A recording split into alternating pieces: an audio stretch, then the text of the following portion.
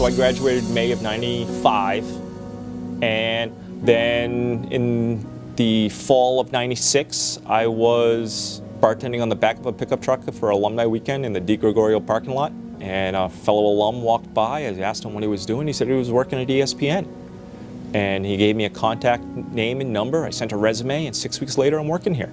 I didn't come right to ESPN from Franklin Pierce. I actually got a job working in a ski shop and a boatyard because I loved being on boats and I loved being outside. I was actually captain of the sailing team at Franklin Pierce. And then an opportunity came my way, and I contacted an alumnus that was working at ESPN at the time, Rich Good, who was the class of '96, the year right after me. He was already working here as an editor. He got me a phone call with our hiring manager at the time, and then they brought me in for an interview, and about a month and a half later I came in and I started working as a temp, and then 6 months later I was hired full time. So what I do here at ESPN is I work in the control rooms.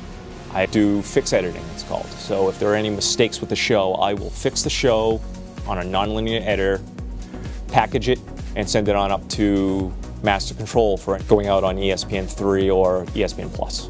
It's one of the greatest, I think, inventions in cinematic television broadcast history is the Steadicam, because it allows you to bring cameras in places without the shakiness and the movement. You could really be artistic with it, I think is the word. It's almost like a choreographed dance sometimes.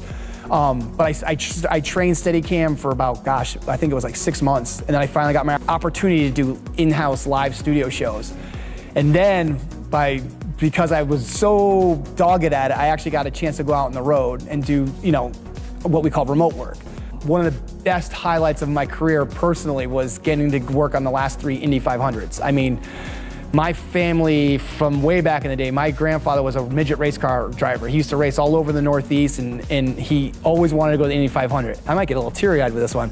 So anyways, I got to go, I found out I was going to Indy 500, and it was like, I'm going to the Indy 500. Somebody in my family's finally going to the Indy 500. And as a tribute, I brought a picture of my grandfather and I taped it to the side of my camera, and I got to bring, so it was kind of like this silly way I got to bring my grandfather to Indy 500 because it was the one race he always wanted to see, and I got to bring him there as I was working at it. So that was definitely one of the highest professional and personal highlights of my career at ESPN, because there's nothing, in my book, there's nothing bigger than Indy 500. I've done a couple Super Bowls, but Indy 500 is amazing. We've had as many as 15 alumni here at one point. I want to say our current number is about 12, and they range from 95 grads on up to 2015 grads. What attracted me to Franklin Pierce was the community. Everyone was there to help you. I think getting that intrinsic hands-on learning at Franklin Pierce like I did, because we were just so into the whole TV thing, and I think that's one of the greatest things I saw carry over from Franklin Pierce was that mentality of like, if you really want to do it that bad, go do it.